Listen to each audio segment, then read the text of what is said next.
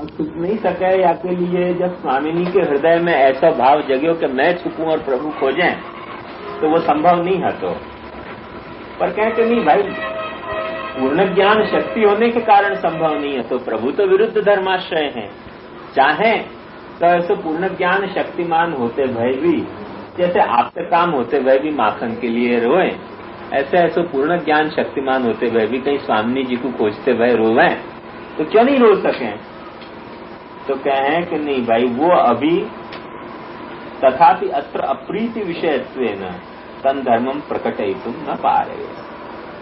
तुम प्रिया हो, अब मैं बिछुड़ में नहीं चाहूंगी और कोई बात दूसरी, तुम प्रिया हो और मैं बिछुड़ना तुमसे नहीं चाहूं, या लिए मैं मेरे आगे से मैं तुमको छुपने नहीं दूंगा। मैं छुप के देखूं भले, तो मेरे आगे से तुमको छुपने नहीं दूंगा। वाकई ये कहें कि प्रियात्वाद ममा शक्यम भवत्या स्थिरोधानम तत्सामर्थ्या भावात भवत्या स्वतः स्थिरोधानम तथेति भाव एवं सति प्रियाया प्रार्थितम देयम यद्यपि प्रिया है और जो भी कुछ प्रार्थना कर रही है वो देना चाहिए, पर भाई वो अभी जो मेरा मूड है वह में मेरे लिए भी अशक्य हो गया है। प्रभु कह रहे हैं या के लिए दे नहीं सकूं हूं। अस्या दशायाम हृदय प्रकटस्तन एवं आनंदात्मक तद्रस पुरुषो इत्यर्थ। तो ये जो अपराध हतो अवज्ञा हती, वो अपराध वो अवज्ञा ये सब जो है वो भगवद इच्छा से ही और भगवद रसानुभव की तीव्रता के कारण ही प्रकट भयो है। ये कोई लौकिक अपराध या लौकिक अवज्ञा नहीं है, वह अवज्ञा को भी अपनो एक रोल है या सारी लीला में, और या अपराध को भी अपनो एक रोल है या सारी लीला में। या के लिए श्रीमद प्रभुचरण कहे हैं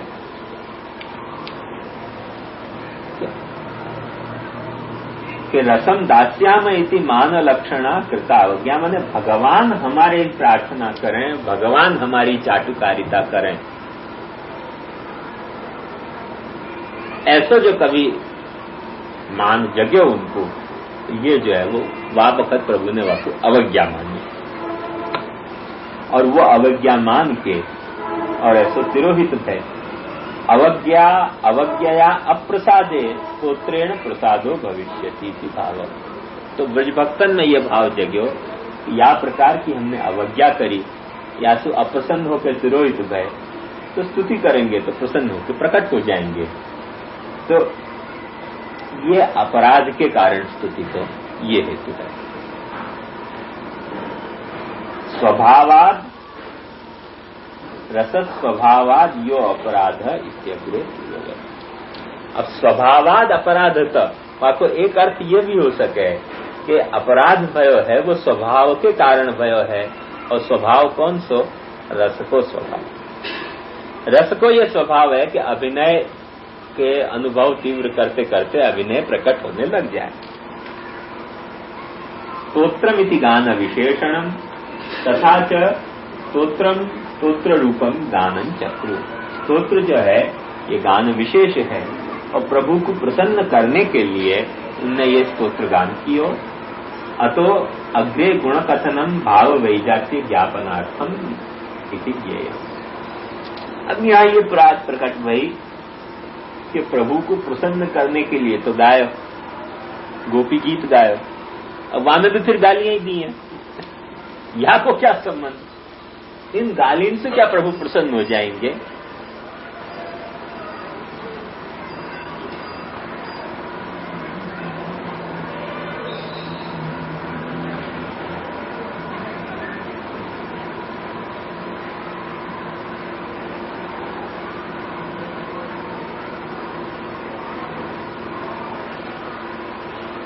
गालिब क्या करो?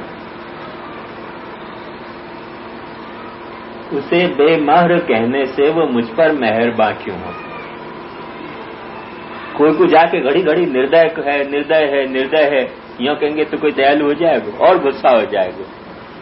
जो होए भी निर्दय और वाकु जाके सामने कहे कि भाई तुम बहुत निर्दयता कर रहे हो, बहुत निर्दयता कर रहे हो, तो यह प्रकार की स्तुति सुतो जो दया को एकाध चांस है परसेंट को, वो भी लोप हो जाएगा। उसे बेमेहर कहने से वो मुझ पर मेहरबान क्यों हो।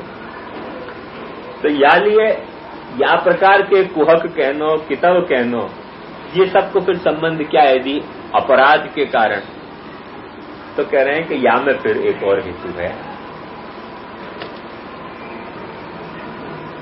और वो हेतु ये है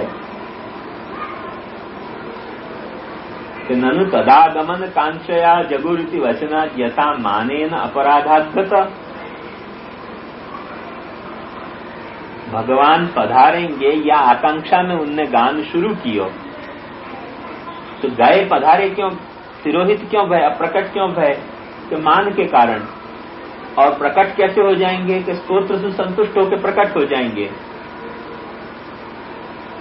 तब फिर ये सब स्थिति क्यों, गाली गलौज की स्थिति में ऐसे यश क्यों कि तुम ऐसे निर्दय हो, तुम ऐसे क्रूर हो। तो कह रहे हैं कि स्तुति ही यथाधिकारम भव। हर व्यक्ति जो है वो स्तुति अपनी यथाधिकार करे, हर व्यक्ति अपने अधिकार के अनुरूप स्तुति कर सके है। और एतासाम एतादृशेव अधिकारो ये न कुहक कितवादि वचना नाम अपि स्तुतित्वम। इन भक्तन को अधिकार ऐसा है कि ये जो चार गाली दें तब ठाकुर जी को भी मजा आवे कि हाँ चलो अब पड़ी एक आध गाली अच्छी मजेदार। ये जो दिन बन जाए कहीं सचमुच में, तो ठाकुर जी को भी मूड खत्म। नहीं, ये अपना अपना अधिकार है। इस कनिका गाली देते तो कैसा आनंद आता। दिन में एक आध बार कनिका की गाली नहीं खाते, दादाजी की गाली नहीं खाते, तो ये दिन सुनो जाते। उनको अधिकार है तो गाली देने को। उनकी गाली में वो आशीर्वाद देते वहां में वो स्वाद नहीं आता कभी भी। एक आध ऐसी चिड़चिड़ाई गाली पड़ती और बस स्वाद हो जाता, दिन भर सुधर जाता, क्योंकि उनकी गाली से वो मिठास हसी, वो स्वाद है। तो दूसरे कोई गाली दे तो नाराजगी हो जाए, दिल में चुभ जाए, बरसन भूले नहीं वह बात की गाली दे दी। ये दो व्यक्ति ऐसे ऐसे बड़ा मंदिर में, एक दादाजी और एक कनिका, इसकी गाली को ही मजा आता। छेड़ के गाली खानो जीवन को उत्तम अनुभव है। तो ये जो है वो ये ऐसे इन गोपिकाओं को स्वभाव ऐसा है कि या तरह से छिप के थोड़ो अप्रकट होके इनको चिढ़ा के दो चार गाली प्रभु भी खा लें तो उनके कान में संतोष है कि बस अब आज दिन अच्छा हो गया, एक आध गाली पड़ गई कस के। तो ये उनको अधिकार है, वो हर आदमी बात तरह से गाली दे उनको अनुकरण करके तो बुरी लग जाए, ये अपना अपना अधिकार है। माने इनकी गाली गाली नहीं है, इनकी गाली स्तुति है। और दूसरे की जो स्तुति भी हो तो गाली बन जाए, जो अनधिकार चेष्टा करे। तो या लिए कहें कि एतासाम एतादृशेव अधिकारो ये न कुहक कितवादि वचनानाम अपि स्तुतित्वम। ये गालियां दें और प्रभु माने कि चलो आज अच्छी स्तुति भैया।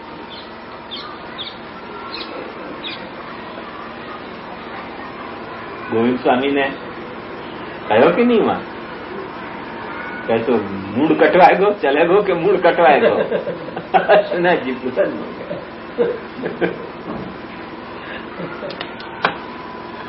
रस नहीं चल रहे हो तो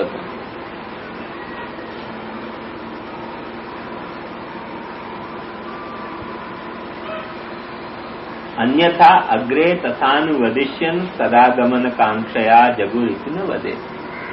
तो इनने जो गाली दी हैं वो गाली भी प्रभु को प्रकट करने के लिए दी हैं, और प्रभु जो प्रकट भय हैं वो भी इनने दो चार गालियां दी अच्छी कस के, या लिए प्रकट भय। ये नरमाई से स्तुति कर देती तो प्रभु को भी मूड खराब हो जाता। आज को दिन अच्छा नहीं गयो, ठंडो गयो। दाई जी कोई वक्त पहचान जाते हैं हमको कि जान करके छेड़ रहे हूं गाली खाने के लिए, तो कह देते तू दुष्ट है, बदमाशी करे, तो आज दिन से मूड बिगड़ जाता हमारो भी। पड़ती नहीं गाली, ज्यादा दिन नहीं पहचान पाते, कोई एक आध बात चुपती ऐसी कह आते, बस गालियों की बौछार शुरू हो जाती तो चित्त प्रसन्न के लिए। कभी कभी पहचान जाते दाई जी के जान करके बदमाशी कर रहे हो, छेड़वे के लिए गाली खावे के लिए छेड़ रहे हो। एकदम गर्म एक वक्त क्रोध तो आ ही जाता ना।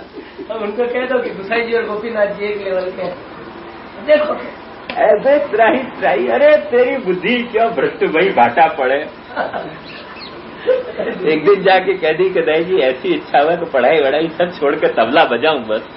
मैं बैठा था उस दिन तो इतने गरम हो गए। आचार्यों को मालूम विद्वान को रखा हो क्या तबला बजाएगा। यही बाकी रहो कर्म तेरे जीवन में।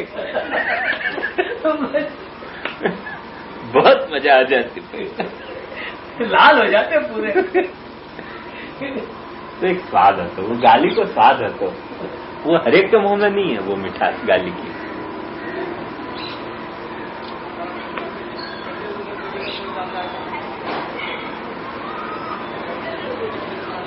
या के लिए यथाधिकार के हैं, अन्यथा अग्रे तथा अनहा नहीं एवं ब्रह्मादिभिरपि वक्तुम शक्य। ब्रह्मा या बात की कल्पना कर सके ऐसी गाली की? सोचे तो ऐसा घबराहट हो जाए ब्रह्मा को, ऐसी गाली दी कैसे जा सके। ही कारान प्रतिपशु वने कुर्वती सदा नमद ब्रह्मेशेन्द्र प्रभृतिषु च मौनम धृतवती मृगाक्षी स्वेच्छा नव कुवलय रचित पदे रति प्रादुर्भावो भवति सततम श्री परिवृणे। गायन के पीछे वो जैसे गालियां ही करके गायन को चरावें, ऐसे फिरते फिरें और ब्रह्माएं बेचारे स्तुति करते हुए तो उनके तरफ निगाह भी नहीं जाए। ऐसो कोई विलक्षण मूड ठाकुर जी को ब्रज में जा होकर देखो तो लोग चकरा गए कि क्या वही लक्षण। ब्रह्मा के तरफ दृष्टि भी नहीं जब स्तुति कर रहे हैं, और जो गायें जो स्तुति नहीं कर सके पशु तुल्य उनके पीछे ही करके दौड़ रहे हों, ये कैसा मूड। अपना अपना अधिकार की बात है। तथाच स्वस्वभावोद्गिरणे, बहुत सुंदर पंक्ति है, अंडरलाइन कर लाए। तथाच स्वस्वभावोद्गिरणे तत्श्रवणेन प्रभो परम संतोष इति तासाम भावेन निरूप्यते। स्तुति को संतोष नहीं है प्रभु को। अरे शब्द ये नहीं कहे होते, कोई दूसरे शब्द कहे होते तो भी बात एक की एक रहती, पर वह स्वभाव जो है वो प्रकट हो गया, उद्गिरण हो गया। जैसे पचे नहीं और आदमी को वो उल्टी हो जाए, बहुत गरिष्ठ खा लिए और पचे नहीं और उल्टी हो जाए, वह उद्गिरण। ऐसे जो उनको स्वभाव है वह को ऐसा अतिरेक भयो तो वो उनसे रहो नहीं जाए और वैसे प्रकट हो गया, उद्गिरण हो गया। और वो जब वक्त उद्गिरण हो जाए तब परम संतोष हो जाए। जब स्वभाव आदमी को झलक जाए, वो भी कब कि जब घबराई भई परिस्थिति में स्वभाव कभी झलक जाए। आदमी जैसे कंट्रोल कर रहे हो खूब और अचानक वो स्वभाव प्रकट हो जाए, तब जो है वो वह स्वभाव के प्राकट्य को जो आनंद है वो सामान्यतः रूटीन में कोई आदमी काम करते हो ना, वह को वो आनंद नहीं है। जैसे एक आदमी क्रोधी है और ऐसे बड़ा जब्त करके बैठे, अब कोई ऐसी स्थिति वह को क्रोधित करते चल जाए और एकाएक फिर वो विस्फोट हो जाए क्रोध को, तो वह क्रोध को जैसा मजा आएगा ऐसे सामान्य में मजा नहीं हुआ। जैसे कोई को हंसने को स्वभाव है और खूब जब्त करे अपने आप को, पर एकाएक वो हंसने को स्वभाव फूट ही जाए कोई वक्त, तो वह हंसने की जैसी हंसी सामान्य स्थिति में नहीं आएगी। पोरबंदर वाले महाराज की शोक सभा भई तो हम शोक सभा में गए माधव बाग में। अब वो रमन लाल शास्त्री को बेटा जो है वो शोक सभा में आके बोलो, अब आपको प्रवचन करते करते ऐसे आवाज निकालने की कुछ खोट थी। अब वो प्रवचन करे, श्री द्वारकेश लाल जी महाराज मारा ऊपर खूब कृपा रखता था, तो 3 बार किया शोक सभा में क्या हो रही है। मैंने की बड़ी विचित्र बात है।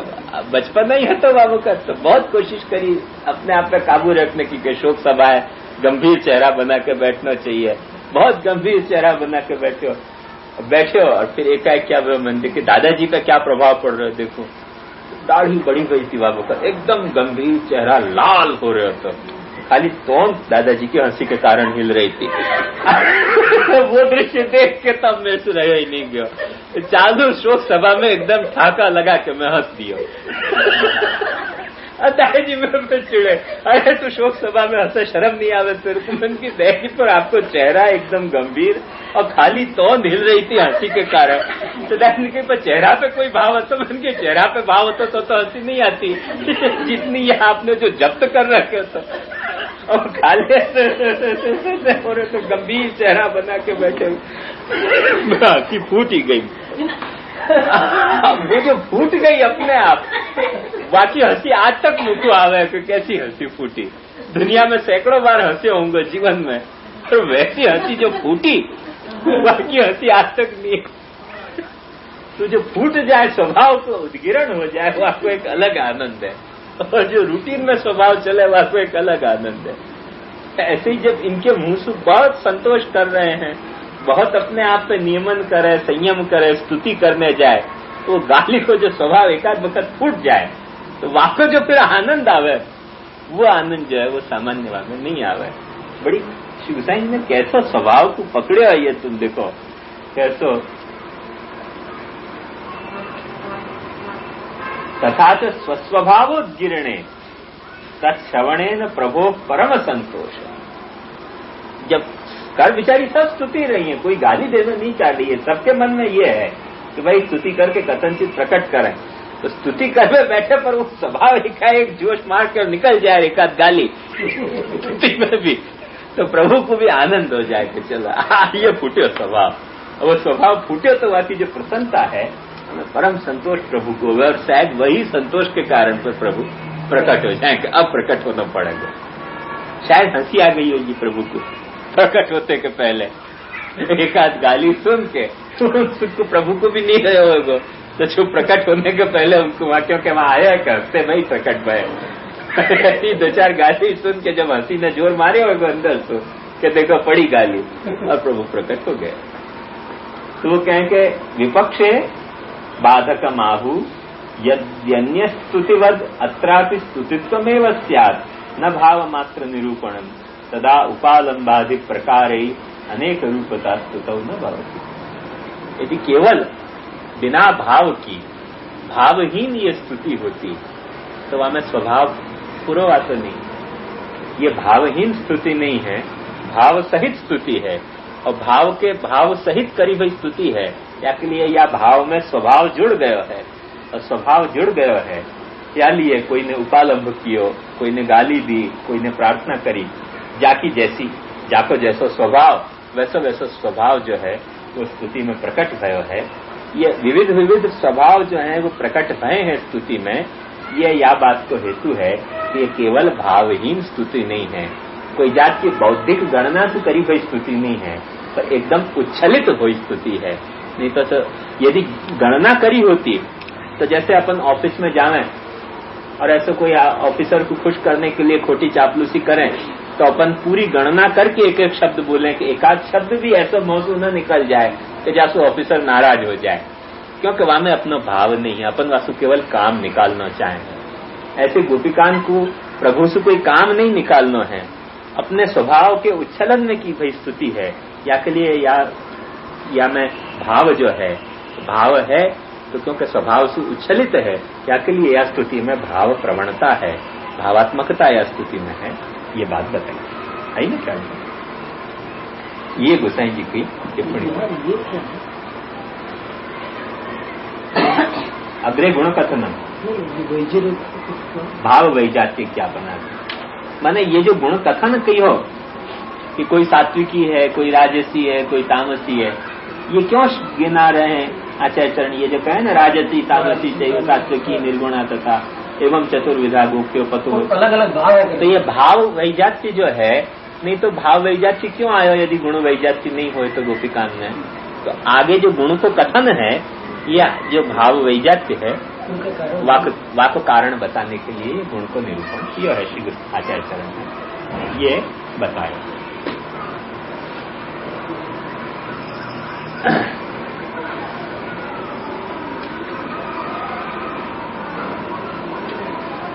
शरदुदाशये साधु जात सत सरति जोदर श्रीमुषादृशा सुरतनाथते शुल्कदासिका वरद निघ्नतो नेह किंवद।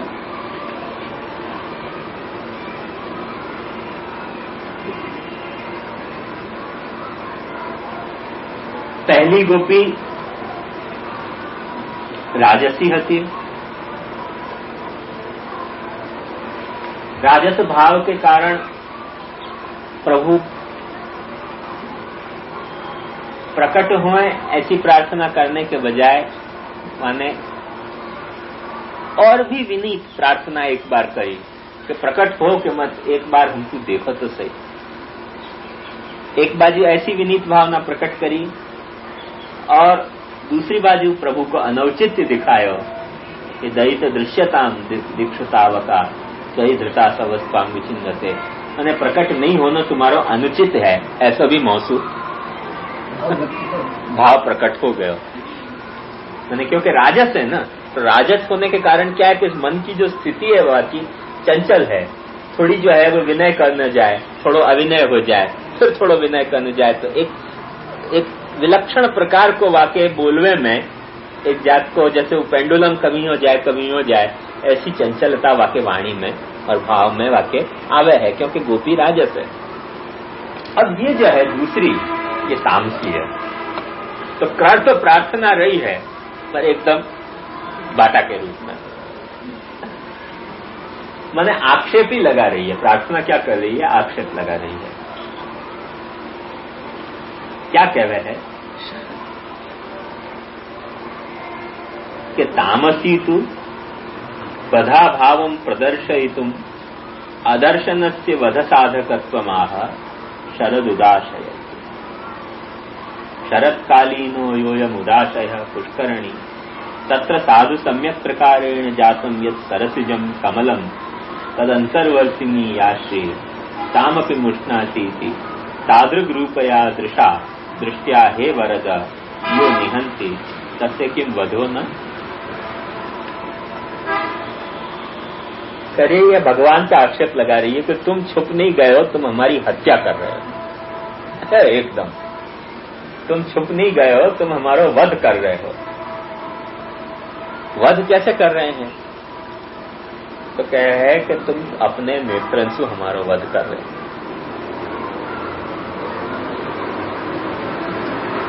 आचार्य चरण कहें कि वध क्यों? वध की क्या जरूरत पड़े? तो कहें कि जा आदमी में एक वक्त चोरी को गुण प्रकट हुए और धीरे धीरे यदि चोरी को स्वभाव बढ़ने लगे, कभी न कभी वाकु वध करना ही पड़े। अब तुम्हारी आंखन में चोरी को स्वभाव प्रकट हो गया, कि चोर पकड़ा हुए तब तो ऐसा कभी न कभी वाकु मारना पड़े। जो चोर होए, शुरुआत को जो चोर होए, नयो चोर, वो तो थोड़ा डरपोक होवे, थोड़ा ना हिम्मत होवे, पर धीरे धीरे चोरी करते करते जब दृढ़ अभ्यास चोर को हो जाए तब वाकु होवे तो चोरी छुपे। जैसे सामान चोर लियो, ऐसे कोई के प्राण भी चोर लो तो हरकत नहीं आएगी, क्योंकि चोरी का अभ्यास बढ़ जाए। तो तुम्हारी आंखें जो हैं वो चोर हैं, एक कठोर आरोप लगा रही है, और चोरी है, और चोरी करते करते अब तुम्हारी आदत इतनी बिगड़ गई है, अब इतनी तुम्हारी आंखें जो है वो अपराध स्वभाव की हो गई हैं, अपराधी स्वभाव की हो गई कि अब हत्या पे भी उतारते हैं, वध पे भी। तुम कह रहे हो कि वध नहीं हम कर रहे हैं, तो बोलो कि कैसे वध नहीं कर रहे हो, चोरी कैसे है? तो वो कहें कि शरद उदाशय साधु जात सरसी जो दर श्री मुषादृशा।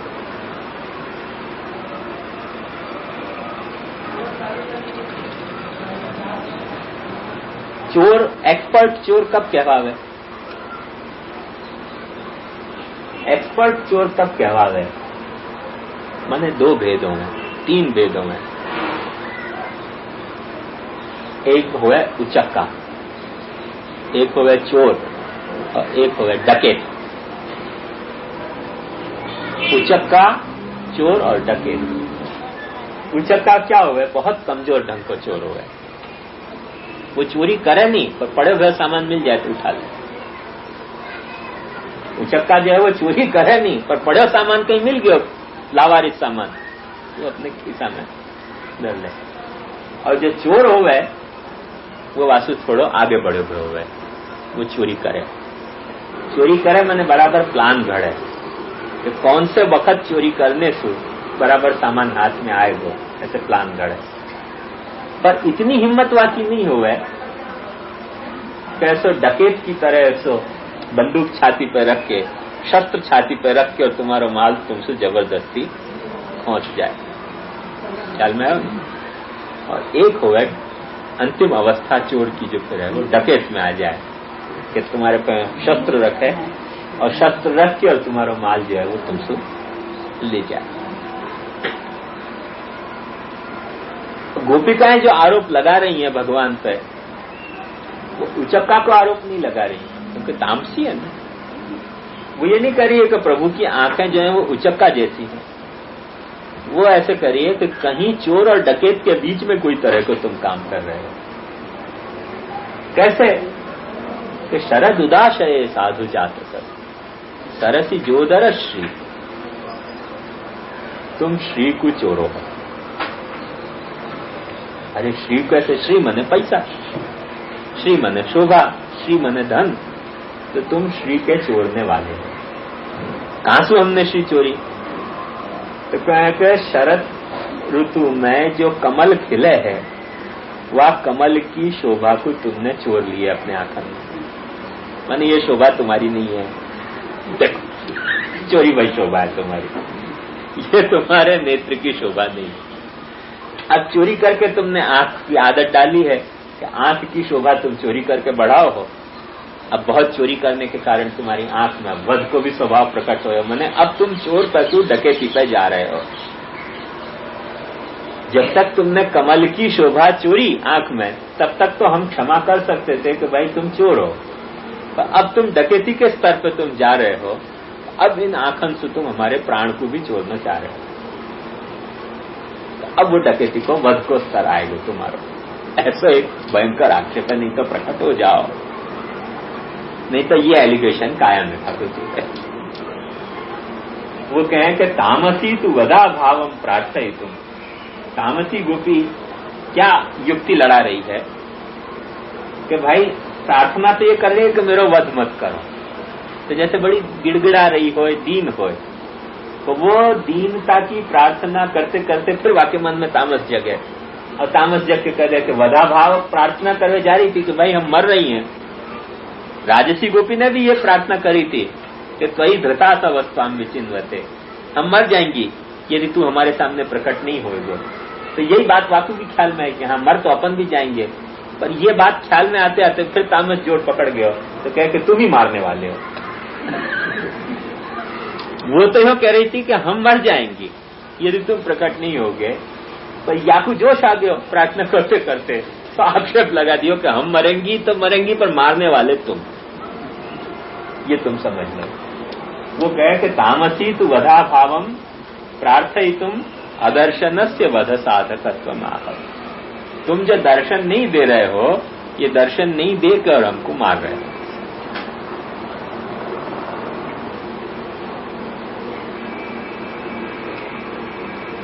क्योंकि शरतकालीन, अब बाकी जो पूरी भूमिका गढ़ रही है कि जो तुम मारने के घातुकता के हद पर जो तुम पहुंचे हो, या कि सिम्टम हमको पहले से, लक्षण पहले से हमको पता है।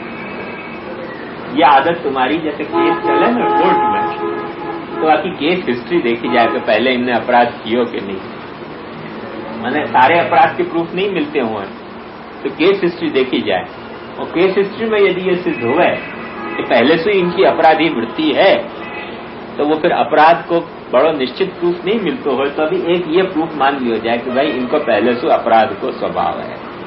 तो या वक्त इनने अपराध क्यों नहीं किए हो तो, और या हेतु से कहें कि यदि तुम्हारा पहले से चोरी का स्वभाव है तो आज तुम घात पर भी उतारू है। और वो चोरी का स्वभाव सिद्ध कर रही है कि शरतकालीन हो यो या मुदाशय। अरे साधारण चोर तो रात के अंधेरा में चोरी करे, जब बदल बदल गरज रहे हो, जब दुनिया डर के अंदर सो गई हो, तब चोरी करे। शरद के उजाला में तो कोई चोरी नहीं करे। तुम शरद के उजाला में चोरी कर रहे हो, तुम ऊंचे चोर आयो ना। योयम शरतकालीनो योयम उदाशय। और साधारण जो उचक्का हो तो माल पड़े भय हो तो कहीं उठा ले, पर तुम वासु ऊंचे कोटि के चोर सिद्ध हो रहे हो, क्योंकि जो तालाब के बीच में कमल है, जो चारों ओर से सेफ है, तो जाके कोई चोर नहीं सके। जैसे जल दुर्ग बना के कोई बैठ जाए तो चोर नहीं सके ना। जैसे सेफ डिपॉजिट में कोई ने कोई चीज रख दी तो फिर साधारण चोर तो आपको चोर नहीं सके। सेफ डिपॉजिट में से कोई चीज चोर नहीं हो, तो ऊंचे कोटि को चोर चाहिए। तो ऐसे कहे कि तुम्हारी आंखें जो है वो कुछ ऊंचे कोटि की चोर हैं। या बात सिद्ध हो रही है कि जो उदाशय है, गंभीर जल हृदय, उनमें जो कमल हते, जो बड़े सेफ हते, सुरक्षित हते, वहां से तुमने उनकी शोभा चोर ली, तो तुम ऊंचे कोटि का चोर हो, ये सिद्ध करो। अब जब ऊंचे कोटि के चोर हो, ये सिद्ध हो गए, तो तुम घातुक भी क्या नहीं हो, सिद्ध करो, तुम करो सिद्ध, प्रकट होके। या कहे तो आक्षेप, क्योंकि तामस जग गए एकदम प्रार्थना करते करते।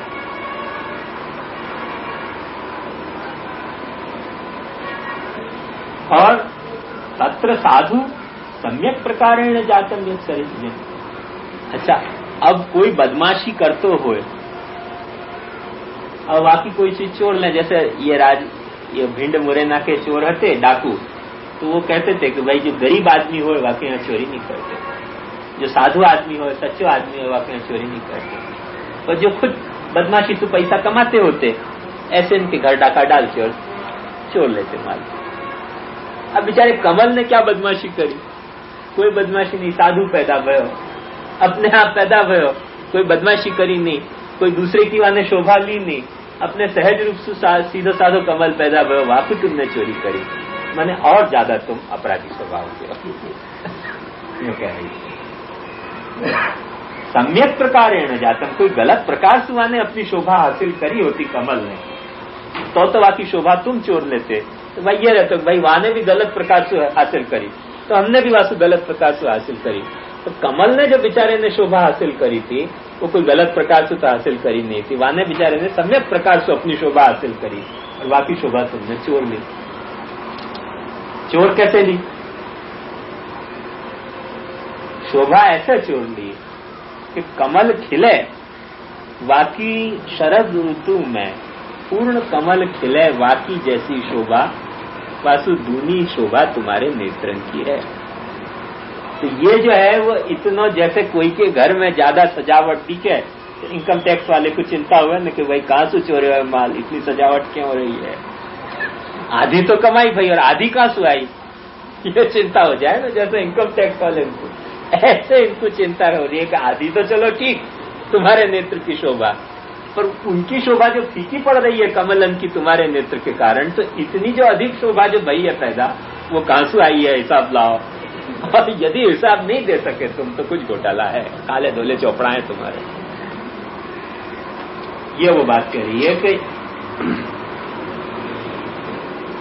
सम्यक प्रकारेण जातम यत् सरसिजं कमलम तदंतर्वर्तिनी याश्री तामपि मुष्णाति तादृग रूपया दृशा दृष्टया हे वरद। अब कहे कि तुम वरदान देने वाले हो, अब प्रार्थना करनी है ना। प्रार्थना तो करनी है, प्रार्थना करनी है, प्रार्थना करिए कि तुम तो वरदान देने वाले हो। अब खैर चोरी करी तो करी तुमने, पर अब हमारा वध तो मत करो, इतना वरदान तो दे दो, ये प्रार्थना कर। चोरी करी तो तुम्हारा ऐसा है, चलो हम या को प्रकाशित नहीं करेंगे, हम चुप रह जाएंगे, बोल तो दी हो। जैसे एक जज ने हमको, एक बैरिस्टर ने हमको सुनाया कि जज को गाली देनी थी। अब गाली कैसे दे? यूं कह दे कि तू बेवकूफ है, तो जज नाराज होकर केस ही हरा दे। तो माने जज को कहे कि नहीं, हम ऐसे नहीं कह रहे हैं कि आप ऐसे बेवकूफ हो, मगर कहने को मतलब यह है हमारो कि आप ऐसी बात कह नहीं सको बुद्धिमान होते हुए। अब जो ऐसी बात कह दे तो जज बेवकूफ सिद्ध हो जाए। मन जज को गाली नहीं देते हुए भी बेवकूफ कह दिए भरी कोर्ट में वाले। या तरह से कह रही है कि हम यह बात को प्रकाशित नहीं करेंगे कोई को कि तुम चोरी के धंधा कर रहे हो, पर प्रकट हो जाओ तो नहीं प्रकाशित करेंगे। नहीं तो थोड़ा मैंने ब्लैकमेल को भी थोड़ा सा हमें टोन है कि वरद निघ्न तो नेह क्यों वध। अभी तक तो चोरी कर रहे थे, अब क्या तुम वध भी नहीं कर रहे हो क्या? अपितु वध दोषो भवत्येव येनैव साधनेन परस्य प्राणा गच्छन्ति तत्संपादन साधको घातको दोषभाग भवति अनेन भगवत दृष्टि सर्वघातुका निरूपिता।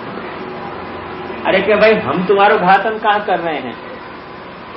तो क्या तुम घातन करो कि मत करो, तुम्हारे कोई भी साधन सो कोई मरतो हो तो घातक तुम ही कहलाओगे।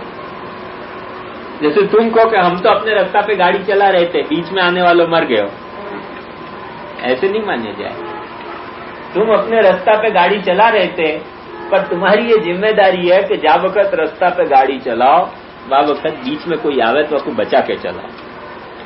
ऐसे तुम यदि कमलन की शोभा चोर रहे हो अपने नेत्रन में तो चोरो, पर तुमको वध करने को अधिकार नहीं है। और यदि तुम्हारे इतने अधिक चोरी करने के कारण, जैसे कम्युनिस्ट लोग कहते हैं कि भाई सेठिया कमावे तो कमावे, तो एक सेठिया कमाने के कारण कितने लोग भूखे मर रहे हैं, तो वो गैर कानून है कमाना।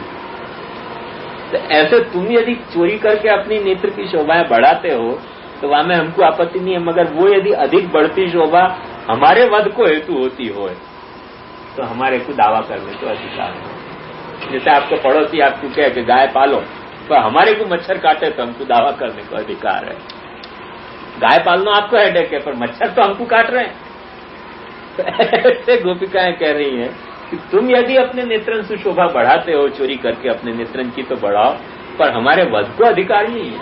और यदि तुम्हारा वध हो जाएगा कोई भी स्थिति में तो वह को अपराध भागी तुम होगे। ये सब देखो तामस कैसा टोन है, वह को प्रार्थना कर रही है और कैसी कैसी बात फूट निकले मोटी। यो निहंती अपितु वदतेन येनैव साधनेन परस्य प्राणा गच्छन्ति तत्साधन संपादको घातको दोषभाग भवति अनेन भगवत दृष्टि सर्वघातुका निरूपिता। या तो तुम्हारी दृष्टि जो है वो सर्वघातुक है, माने घातशील है, सबको वध करने वाली है। आयुर्मनाम सिचदृशा सहोज आच्छद इति वाक्या तथा अस्मानपि प्रायेण क्रूर दृष्टा पश्यति अन्यथा कथम प्राणबाधा स्यात्। क्योंकि यदि क्रूर दृष्टि से हमको नहीं देखते हो तो हमको प्राण बाधा क्यों हो रही है? बोले हम तो कमल की शोभा से देख रहे हैं, पर कमल की तेरी शोभा से अधिक शोभा हमारे लिए तो क्रूरता को हेतु बन रही है।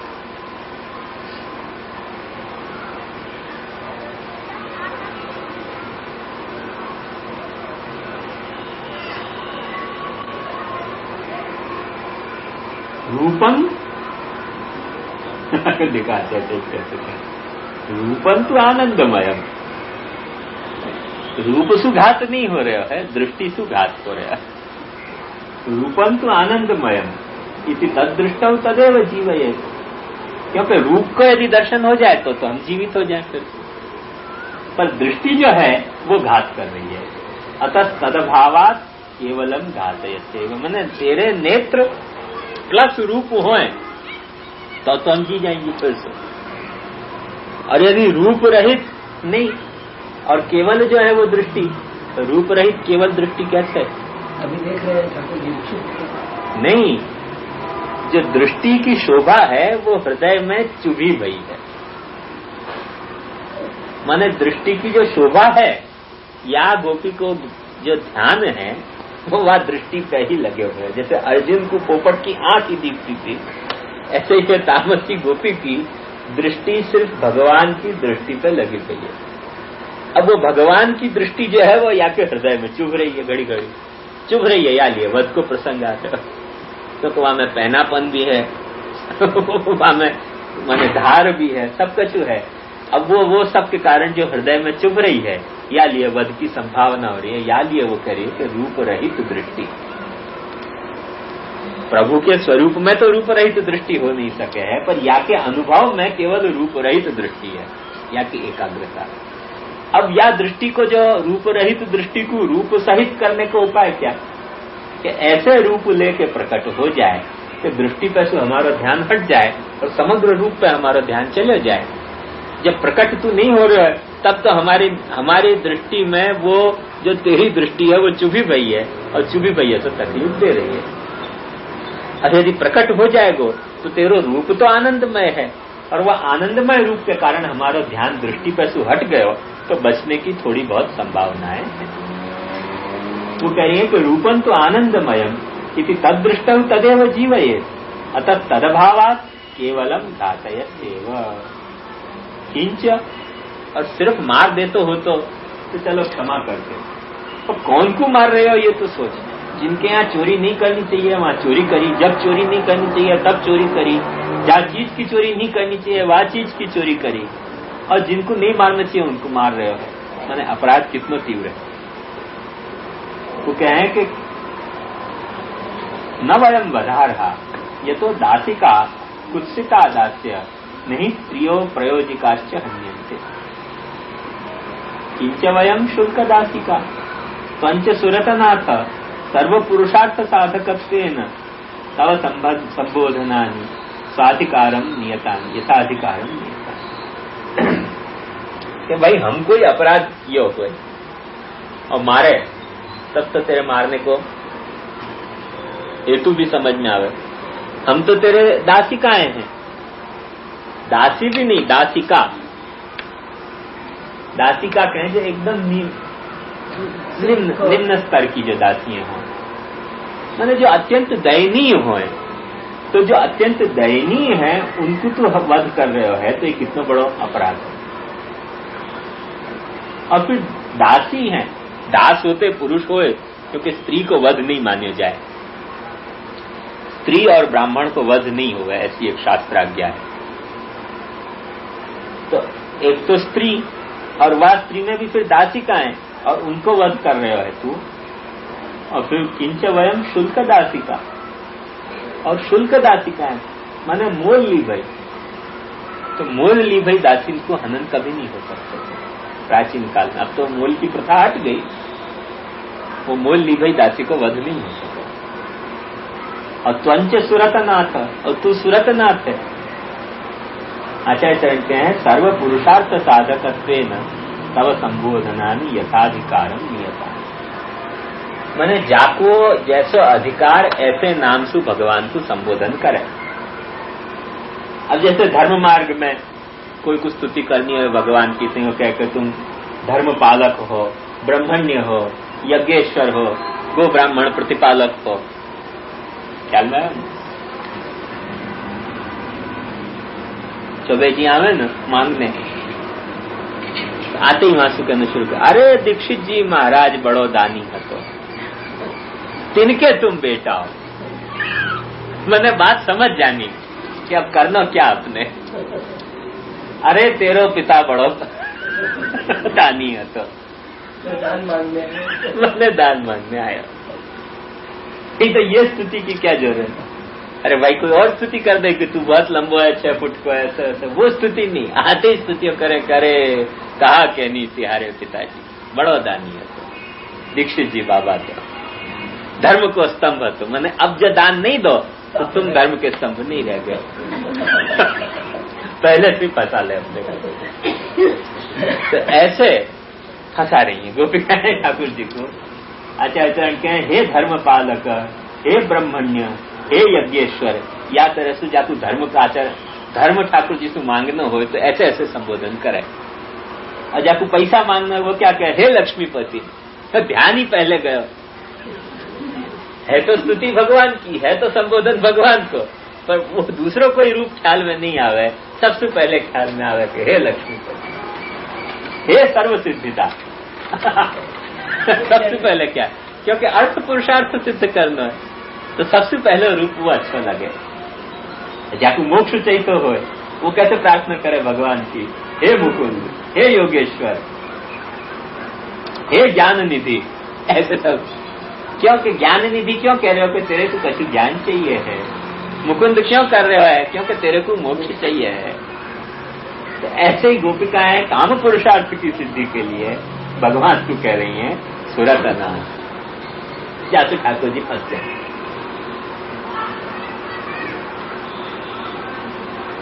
इत्यादीनि धर्मार्थ मोक्षादिभिरुच्यन्ते एवं अस्माभिरपि सुरतनाथे स्थित्यते। सुरतम संभोगो जगति यावान अस्ति तस्य भवान नाथ तदाज्ञा व्यतिरेक